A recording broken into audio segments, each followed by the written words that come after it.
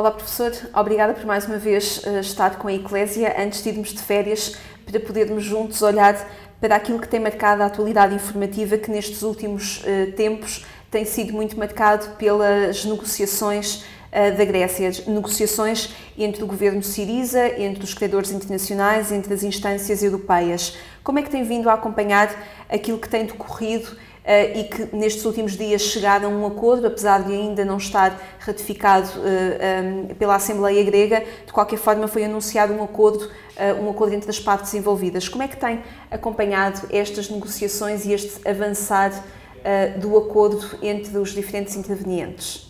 Tem sido um acompanhamento quase diário, porquanto as negociações, como dizia bem, entre o governo do Syriza e o Eurogrupo e a Europa em geral, mais do que acompanhar a atualidade, tem-nos entrado na atualidade. Há uns dias lia que o dossiê se tornou uma espécie de assunto da política interna de todos os Estados que pertencem não só à Eurozona, como também à União Europeia. Vamos por partes. O referendo de há uns dias atrás, portanto, a vitória maioritária e muito significativa do não à proposta europeia feita ao Syriza em finais de junho, foi uma manobra política que, a meu ver, não teve grande êxito. E não teve grande êxito porquanto uma vitória do sim teria muito possivelmente conduzido o Syriza à sua queda, e uma vitória do não deu ao Syriza um poder negocial muito reforçado, e a prova está em que, no momento em que fazemos esta análise, em que já está colocado sobre a mesa um princípio de acordo para um resgate de 86 mil milhões de euros, ao fim e ao cabo, o governo helénico está a aceitar hoje, possivelmente em condições políticas mais difíceis, o que recusou há menos de um mês. E que recusava no seu plano político. E que adiou, ou que disfarçou, ou que evitou durante 5 meses. E os ecos que nós ouvimos é que o Syriza, versão A, rendeu-se à Europa e, portanto, tem agora que conter os danos políticos disso na frente interna. E já vemos apoiantes políticos do Syriza na Assembleia e no Governo a expressarem as maiores reservas a este acordo novo. A versão B salvou o seu país, mas ao fim e ao cabo contraiu obrigações de um resgate de não sei quantos mil milhões de euros. É bom lembrar que a dívida, neste momento, em termos de PIB, está em qualquer coisa como 177% do PIB, é a mais elevada em toda a Europa. Não é pagável nos termos em que o resgate vai ser disponibilizado nos próximos 2 anos, ou 3 ou 4, enfim, o próprio timing ainda não é certo.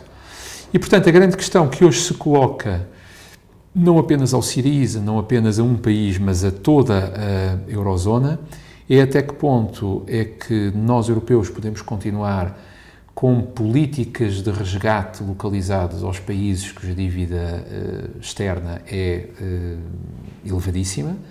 Eles têm 177% do PIB, cá em Portugal andará pelos 140% quase, ou qualquer coisa desse género. Até que ponto é que podemos continuar com soluções que são meros expedientes a 1 ano, a 2, a 3, a 4? E quando é que finalmente a Europa tem tempo e tem energia e tem consenso político suficiente para rever os próprios mecanismos legais que fundaram, não tanto a União Europeia, mas o euro? Porque o problema está na moeda única. O problema está aí. O problema sempre esteve numa moeda que é um cabaz de moedas várias, que não tem um Estado que garanta a soberania a essa moeda e que lute por ela do ponto de vista político quando a especulação ataca o euro.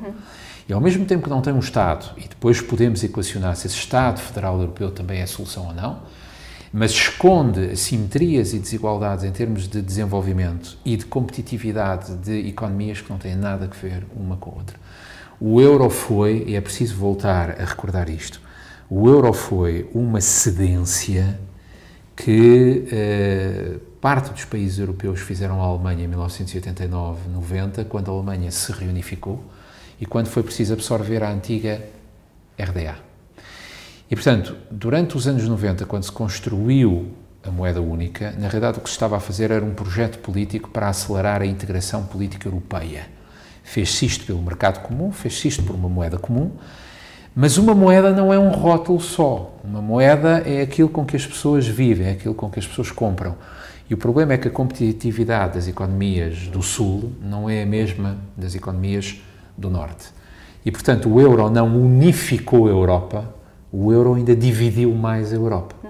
E nós hoje vemos competição entre saber onde é que a democracia está, se é o eleitorado do Syriza, que representa a verdadeira vontade nacional, se é o eleitorado finlandês ou se é o eleitorado alemão, que dizem nem mais um euro para os países que não cumprem, e ao fim e ao cabo a eurozona está a contaminar a própria União Europeia, porque tudo hoje está, todo o debate europeu hoje gira em torno de saber quem é que deve o quê a quem. Podemos perceber quem é que tenha ganho no meio destas negociações, o governo de Syriza, o povo grego, as instâncias europeias, que ao fim e ao cabo poderão ter adiado um problema perante a futura ou a possível desintegração da União Europeia. Quem é que ganhou no meio de todas estas negociações? Adiou-se um problema.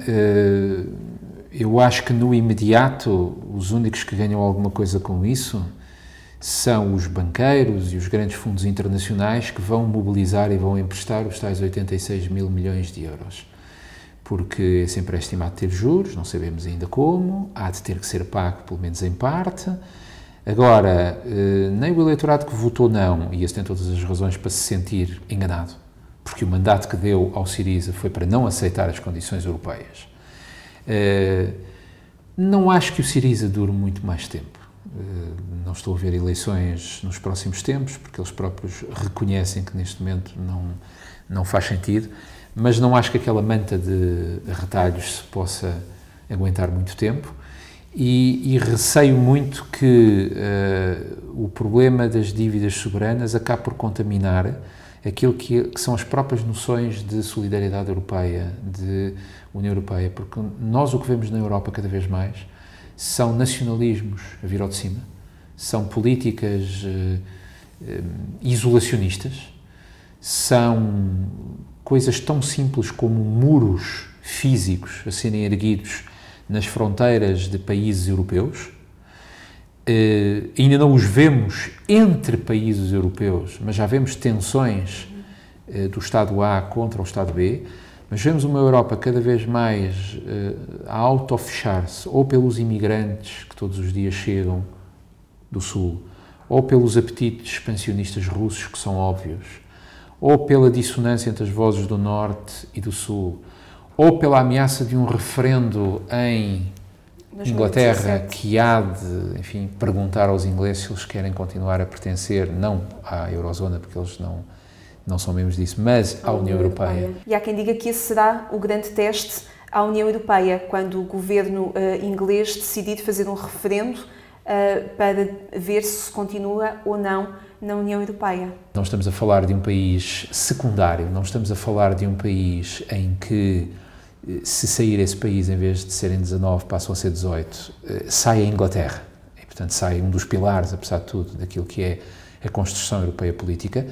Mas é bom não esquecer que temos eleições, quer em Portugal, quer em Espanha, no fim deste ano. E, portanto, não sabemos até que ponto é que o quadro eleitoral ibérico não vai, enfim, não se antevê radicalização política, não se antevê Syrizas ibéricos, mas, em todo o caso, a extrema-esquerda em Espanha começa a ter algum eco. E, portanto, neste momento, se me perguntar se eu sou euro-entusiasta ou se eu sou eurocético, eu estou mais para o eurocético, mas sou um euro-esperançoso, na medida em que acho que a causa europeia vale a pena lutar por ela, e por isso é que eu digo, as dívidas soberanas, hoje é o Syriza, ontem fomos nós, foi a Irlanda, são pontas de um iceberg muito mais fundo, e esse iceberg é o problema da política monetária da Europa em geral. E é o problema de uma coisa que ficou a meio caminho. Já não é apenas um mercado comum, mas ainda não é um Estado federal que possa, de facto, segurar uma moeda que é uma pura invenção.